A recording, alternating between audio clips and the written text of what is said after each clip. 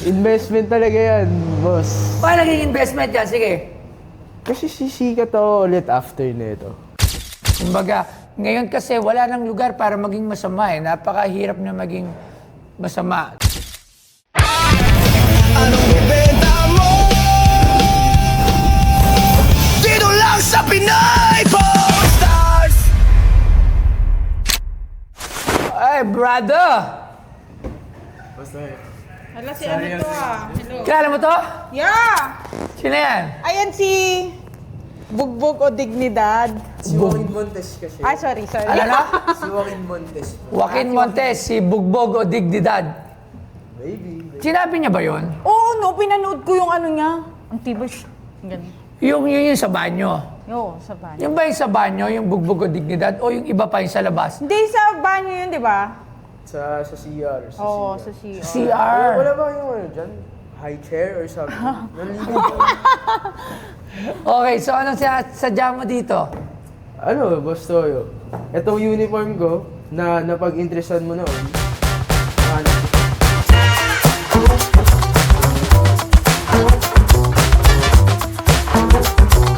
Alam mo ba, si Joaquin Montes ay dating estudyante ng Ateneo de Manila Junior High School na naging kilala noong 28 matapos kumalat ang isang video ng kanyang pambubuli sa kaklase.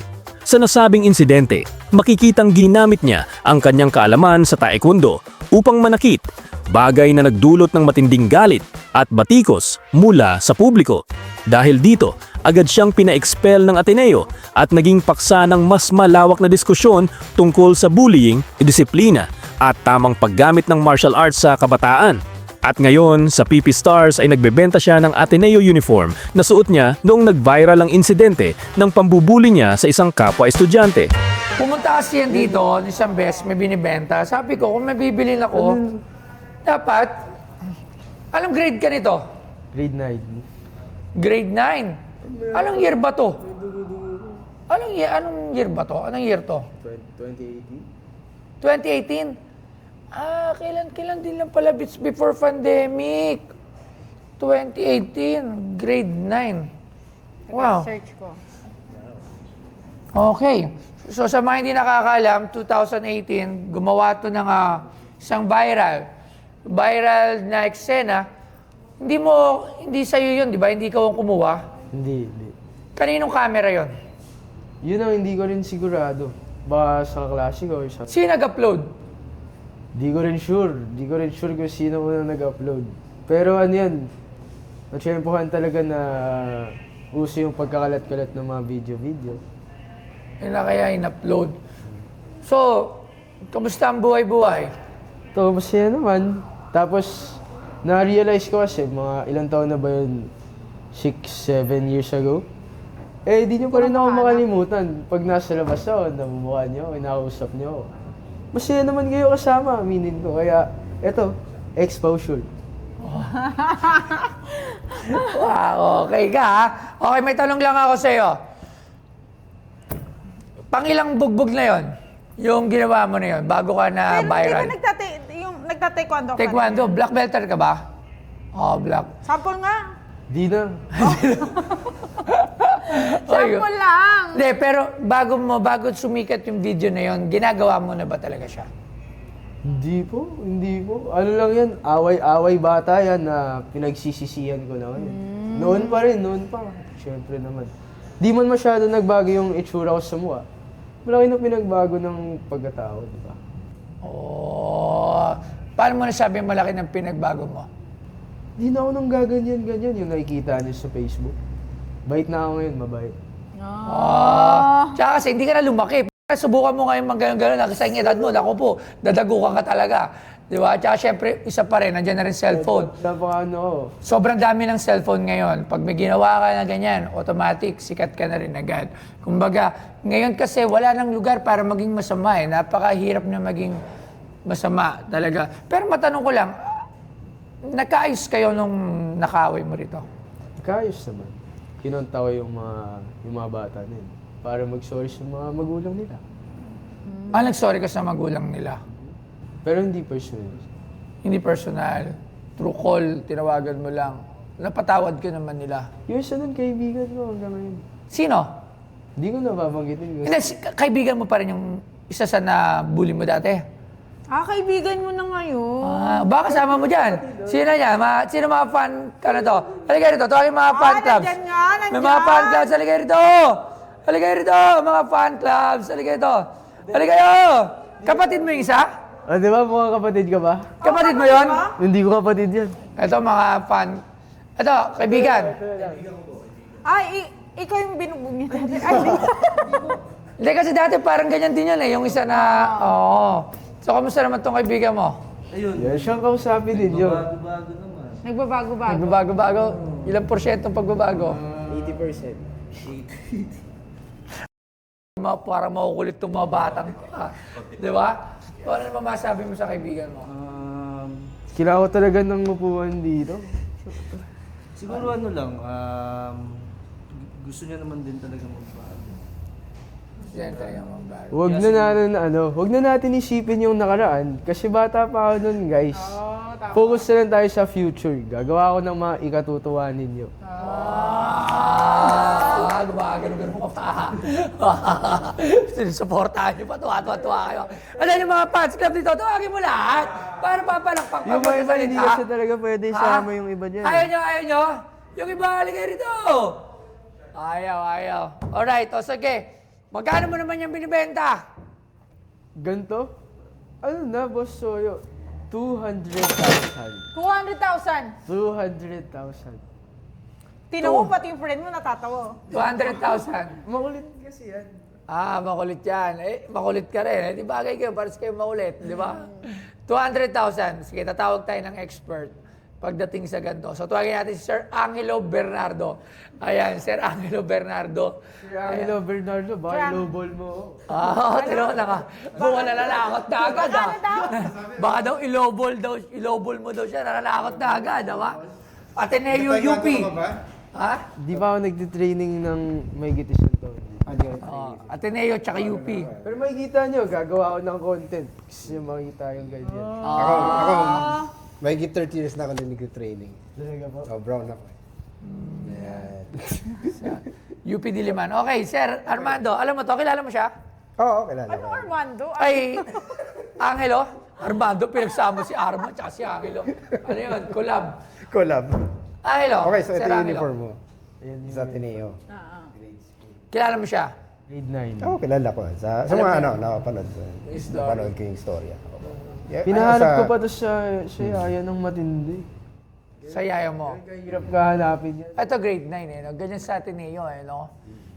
Dugo-dugo pa nga, boss.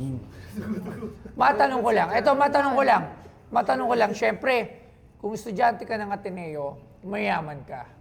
Kasi grade schooler pa lang siya, grade 9, Ateneo. So talagang galing ka sa, galing kayo sa mga mayaman, sigurado.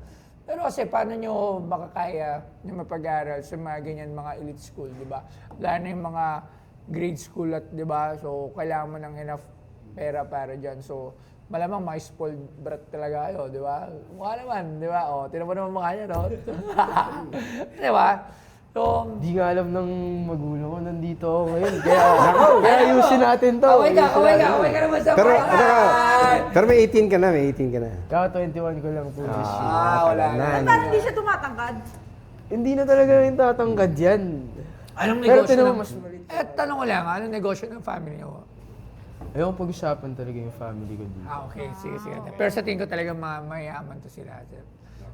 Matik yan, Sir Angelo. Wala naman nag-aaral sa Ateneo nang di mayaman. Meron Hindi ba? naman. Scholar. Yung daughter ko, hindi naman kami mayaman. Alin? Yung daughter ko.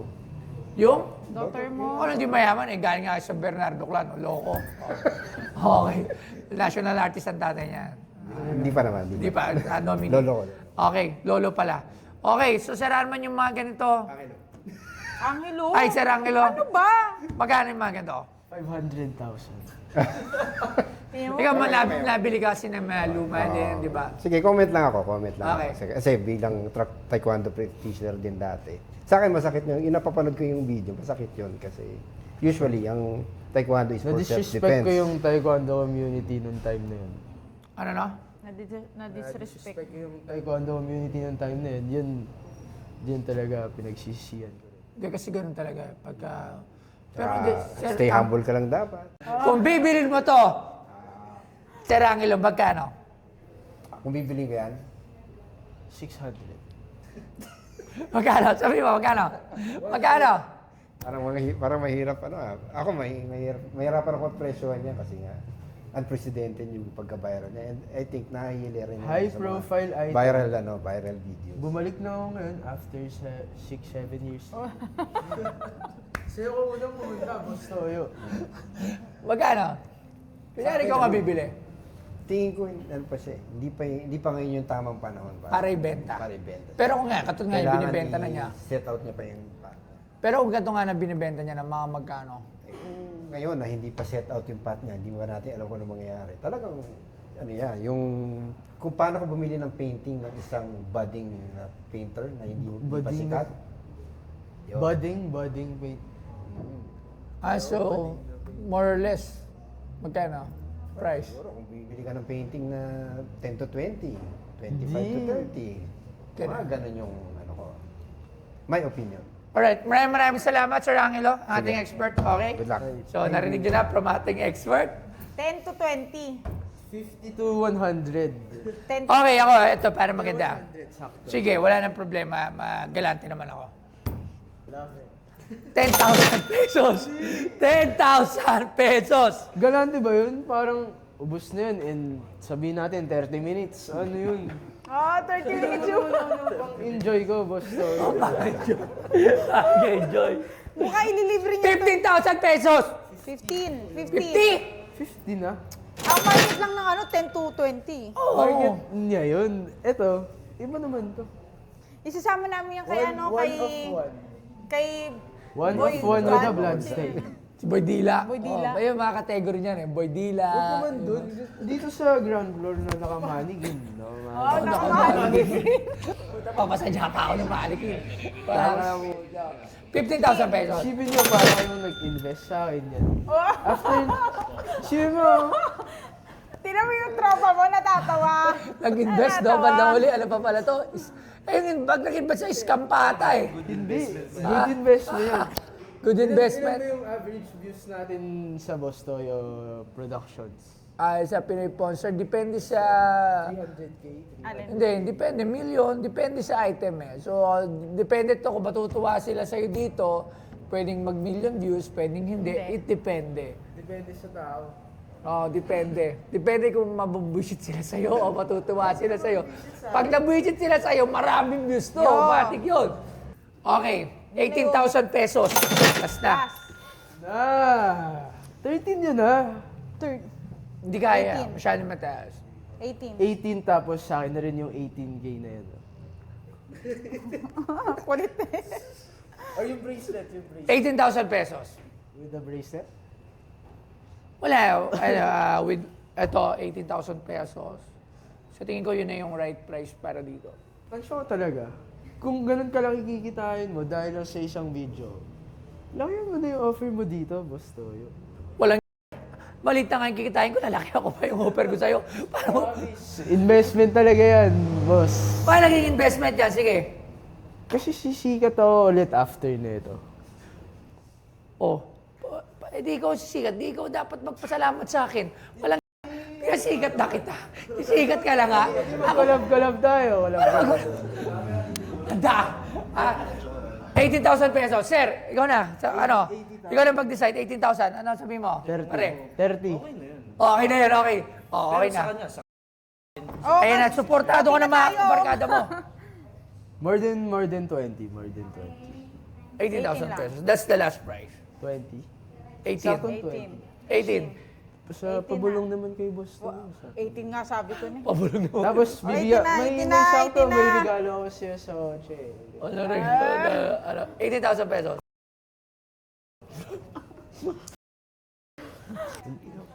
Oh, 18 na. Kaya mo palabas natin yun. Kaya palabas Sinama mo pa. Hindi, siya naman yun eh. Siya naman siya. Di ba? Sige. Ano na regalo mo? 18. Oh, Ano? Sa 18,000 na yun. Ubus yun mamaya. Magpapaparty siya. Dagdagan mo na. Para itong mga kasama ko pa dyan sa likod, mag-enjoy talaga yan mamaya. Oh, dinamay pa kayo. 18,000 pesos. Yun na yun last.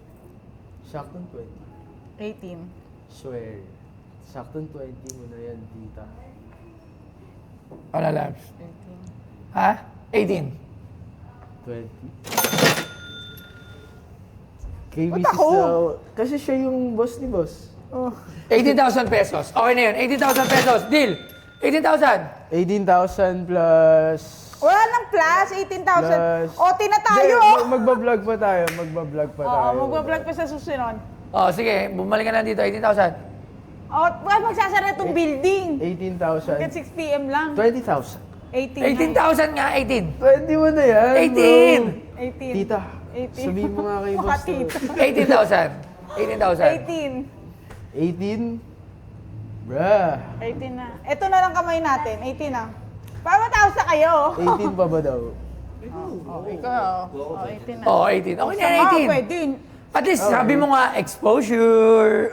Exposure ko to. Hintayin niyo talaga yung mga mangyayari sa akin. Mga kababayan kong minamahal. Okay. Na bilib sila Love sa'yo you. dyan. Love you. Oh, love you. Oh, 18 Okay na, na. 18,000. 18 na. Oh, 20 na. 18 na. 18,000, okay na. 18,000, bigyan na 18,000 yan. Asan yung ano? 20? 20? Ay, Nagsalita pa rin siya. yung dalawa. Nagsalita pa rin siya mag-isa. At ka na dyan, Labs. Hi Philippines, ako to si Joaquin Montes. Gusto ko mag-thank you kay Boss Toyo. Kahit na 18K lang yung binigay niya. Siguro, i-donate ko na lang rin yan para sa inyong mga mahal kong kababayan. Tapos, shoutout sa Pinoy Pawn Stars, sa Luna Family, si By No Means Average. Search nyo na lang sa SoundCloud. Adios! Anong ibenta mo? Dito lang sa Pinas